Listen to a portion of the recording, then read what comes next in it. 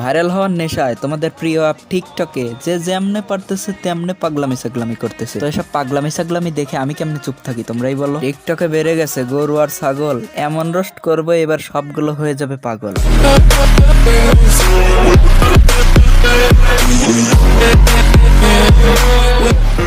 Enjoy it.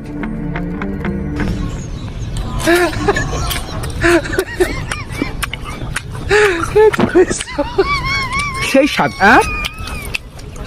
আমার কাছে সেই স্বাদ লাগতেছে।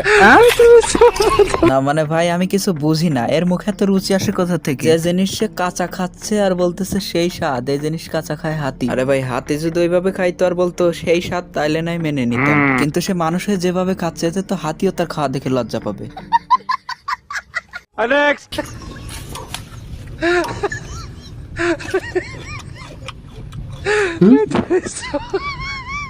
সেই স্বাদ আমার কাছে সেই স্বাদ লাগতেছে।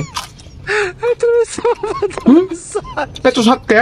হ্যাঁ রে ভাই হ্যাঁ, তোমার কাছে সবকিছু সেই স্বাদ লাগে, কিন্তু আমাদের এই দেশটা তো শস্য সবুজ শ্যামল লতা পাতার জন্য এত সুন্দর দেখা, এটাও তো তোমাকে বুঝতে হবে না। মানে তুমি চোখের সামনে যা কিছু পাচ্ছ তাই তো খাচ্ছ, মানে ঘাস লতা পাতা কোনো কিছুই তো তোমার কাছে ছাড় পাচ্ছে না। এভাবে যদি চলতে থাকে রে ভাই, তাহলে আমাদের দেশটা সবুজহীন দেশে পরিণত হবে। মানে তোমার সামনে সবুজ কালারের যা কিছু পড়ছে তাই তো তুমি খেয়ে সাফ করে দিচ্ছ, কোনো কিছুই ছাড় পাচ্ছে না তোমার থেকে। তুমি মুখে এত রুচি পাও কোথা থেকে? তোমার এই খাওয়া দেখে আমি বলবো আমার মন ভালো নেই। Hello guys, this is Nahid. তো কেমন আছো তোমরা? গত দিনের মতো নতুন একটি ভিডিওতে হাজির হয়ে গেলাম আমরা। গাইস টিকটকে ঘুরতে ঘুরতে কিছু প্রাণী খুঁজে পেলাম যাদের খাওয়া দাওয়া দেখে আমি হতাশ হয়ে গেলাম। তো বেশি কিছু না বলে চলো ভিডিওটা করি শুরু, কারণ টিকটকে পেয়ে গেছি নতুন কিছু গরু।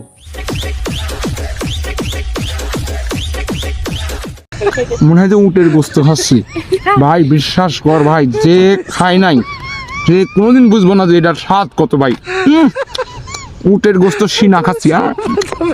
এই জন্যই তো বলি রে ভাই, তোমার মতো প্রতিবন্ধীর কোনো তুলনা নাই। বলছি ভাই তোমার এই আবলামিগুলার কখনো হবে কি শেষ? না হলে যে ধ্বংস হবে সোনার বাংলাদেশ। আহারে চোখের পানিতে বুকটা বাইসা যায়। গাইস কাঁচা বেগুন নাকি এর কাছে উটের গোস্তের মতো লাগে। একে কি বলবো ভাই আমি নিজেই বুঝতে পারতেছি না, তো নাম্বার ছাড়া আবার একে মানুষ বললে ভুল হবে, হলো একটা এলিয়েন। কাঁচা বেগুনকে যখন উটের গোস্ত বলে খাচ্ছে, 2 দিন পর সে পায়খানাকে দই বলে খেয়ে নেবে।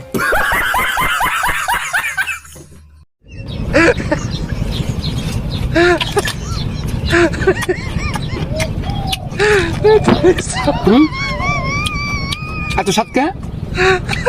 কঠিন স্বাদ আমার কাছে সেরকম লাগছে।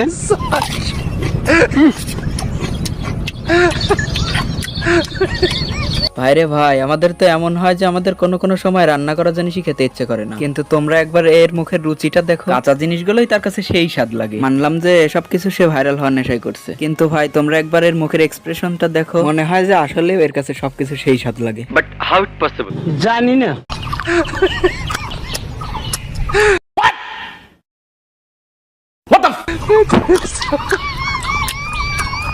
সেই স্বাদ বিশ্বাস রে ভাই বিশ্বাস, স্বাদের প্রতি বিশ্বাসই তো উঠে যাচ্ছে। মানে চুতিয়াপানার তো একটা লিমিট আছে, এ তো চুতিয়াপানার লিমিটই ক্রস করে ফেলতেছে। মানে ভাইরাল হওয়ার নেশায় হাতের কাছে যা কিছু পাচ্ছে সবই ধরে খাচ্ছে আর বলতেছে সেই স্বাদ। ওটা কাঁচা কাঁঠাল ছিল রে ভাই, ওটা কাঁচা কাঁঠাল, ওর ভিতর কাঁঠাল হয়ই না, ছিল তো শুধুমাত্র কাঁটাযুক্ত ছাল। এটাও নাকি তার কাছে সেই স্বাদ লাগে। যতই দিন যাচ্ছে চুতিয়াপানা ততই বেড়ে যাচ্ছে। এখানে তো আমাদের কোনো সমস্যা ছিল না রে ভাই, টিকটকে এরকম দু একটা প্রাণী থাকলে তো আমরাই বিনোদন পেতাম। কিন্তু সমস্যা তখনই হলো ভাইরাল হওয়ার নেশা যখন একে দেখে দেখে সবাই এর মতো প্রাণী হতে শুরু করে দিল। আর এই কথাটা একদমই সত্য। কি বিশ্বাস হচ্ছে না আমার কথা? প্রমাণ দাও। ওকে চলো তাহলে তোমাদের প্রমাণ দেখিয়ে দিই। চলো দেখে নেই একে দেখে ইন্সপায়ার হয়ে কতজন এর মতো প্রাণীতে পরিণত হয়েছে। না আসলে তো সাপ। আরে ভাই মাথায় যদি ধরে একবার ভাইরাল হওয়ার ভূত, তখন তারা খেতে একটু দ্বিধা করবে না যে কারো ঘুমুত। দেখো ভাই লজিক ছাড়া কোনো কথা বলি না। মানলাম যে তুমি ভাইরাল হতে যাও, ভাইরাল হওয়ার ভূত তোমার মাথায় চাপছে, কিন্তু ভিডিও বানানোর জন্য অন্য জায়গায় থাকতেও ডাস্টবিনেই কেন ভাই? নাকি ডাস্টবিনে তোমার জন্য কেউ স্পেশাল গু রাখছে?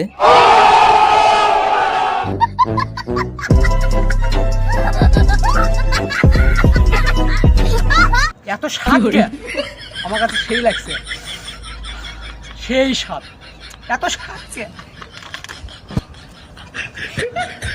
এত স্বাদ আমার কাছে সেই এ তো দেখি এক উন্নত লেভেলের প্রাণীর আবির্ভাব, যে কিনা খাওয়ার আগে গন্ধ শুকেই বলে দিতে পারে জিনিসটা কত স্বাদ। না ভাই, তোমরাই বিচার করো। এই প্রাণী এক হাতে কলা আর এক হাতে মাছ নিছে, কিন্তু মাছ আর কলা দুইটার একটাও না খেয়ে শুধুমাত্র গন্ধ শুকেই কতটা স্বাদ সেটা কেমনে বলতেছে। যদিও সে কলাটা খাচ্ছে না, তবুও তো মুখে নিচে বুঝছে। কিন্তু ভাই, ভিডিওতে মাছ আনার কারণটা কি ভাই? তোমরা গেছো কি কেউ বুঝে? না বুঝলে ওই মাছটাই তার পিছনে দাও গুজে।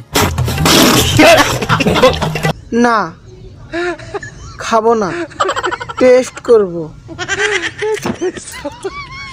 তো সাতটা ফাইনালি গাইস, একটা ভিডিও আমার খুব ভালো লাগলো। সেম টপিক হওয়া সত্ত্বেও তার মুখের এক্সপ্রেশন কিন্তু ঠিকই ছিল। সে মুখে যতই বলো এত স্বাদ কে, তার মুখের এক্সপ্রেশনে বোঝা যাচ্ছে তার কাছে স্বাদ লাগেনি। বিষয়টা অনেক ফানি ছিল। স্যার ও যা বলছে সব মিথ্যা কথা। এত সাতটা আমার কাছে খুবই চমৎকার লাগতেছে, খুবই টেস্ট, খুবই স্বাদ। তোমরা কেউ এই প্রতিবন্ধীটাকে একবার থামাও। কাঁচা কলা কতটা টেস্ট হয় সেটা মোটামুটি সবাই জানে, সেটা তুমি নিজেও জানো। ও সরি, তোমার কথা বলি কেন, তুমি জানতে নাও পারো, কারণ তুমি তো একজন টিকটকার। এই ধরনের টিকটকারদের মাথায় ঘিলু বলে কিছু থাকলে তো এরা সব জানবে। একে তো সে কলা খাচ্ছে না, সব ফেলেই দিচ্ছে, আবার সে এও বলতেছে যে কাঁচা কলা সেই স্বাদ। মানলাম তোমার কাছে সেই স্বাদ লাগতেছে, কিন্তু তুমি ভিডিও করার মাঝে এমন লাফাচ্ছ কেন? মনে হয় তুমি কোষ্ঠকাঠিন্যের রোগে আর ভুল সময় ভিডিও করতে চলে আসছো, এই জন্যই তো এমন লাফালাফি করতেছো।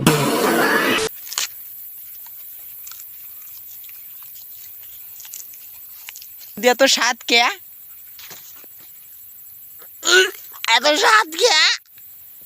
ও এত স্বাদ কে? হায়রে টিকটক ভিডিও রে ভাই, হায়রে টিকটক ভিডিও। বুঝলাম সবাই ভাইরালের নেশায় এসব করতেছে, মানলাম যে ট্রেন্ডিং এ যেটা চলে সেটা নিয়ে ভিডিও করলে ভিডিও ভাইরাল হয়, কিন্তু সেটার তো একটা লিমিট থাকে রে ভাই। তোমরা একবার এই প্রতিবন্ধী টিকটকার রে দেখো, মানে যে জিনিস রান্না করে খেলেও মাঝে মাঝে গলা চুলকায়, ভিডিও ভাইরাল করার নেশায় এই প্রতিবন্ধীটা কাঁচাই খাচ্ছে। মানে ভাই, হুট করে যদি কেউ ঘু খেয়ে ভাইরাল হয়ে যায়, তখন তো তারা এটাকেও ছাড় দেবে না, বলবে সেই স্বাদ।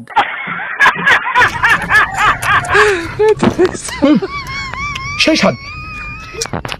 গাইস, এই প্রতিবন্ধীকে নিয়ে নতুন করে কি বলবো তোমরাই বলো। এই প্রতিবন্ধী তো এই টপিকের লিডার। এ তো কখনো খাচ্ছে এটা, কখনো খাচ্ছে ওটা। এ হলো আমাদের বাংলাদেশে বিয়ার গেলস। পার্থক্য এতটুকুই, বিয়ার গেলস খায় কাঁচা সাপ বিচ্ছু, আমাদের দেশি গেলস খায় কাঁচা শাকসবজি। এইভাবে চলতে থাকলে আমাদের দেশি গেলস হাগু মতো কোনো কিছুই বাদ দেবে না, ভবিষ্যতে সবকিছু খাবে। তো গাইস, ভিডিওটা আর বেশি বড় করতে চাই না। আর হ্যাঁ গাইস, আমাদের দেশি বিয়ার গেলস কে নিয়ে পার্ট 2 ভিডিও দেখতে চাইলে অবশ্যই কমেন্টে জানাও। একে নিয়ে 50টা কমেন্টস পেলেই পার্ট 2 আসবে। তো আজকের মতো বিদায় নিলাম। প্রিয়, ভিডিওটি ভালো লাগলে অবশ্যই লাইক করে দিও, আর চ্যানেলে নতুন হলে অবশ্যই চ্যানেলটি সাবস্ক্রাইব করে দিও, আর যদি করো শেয়ার তাহলেই তো হয়ে যাবে তোমাদের সাথে আমার পেয়ার। সো আল্লাহ হাফেজ bro, thanks for watching my full video.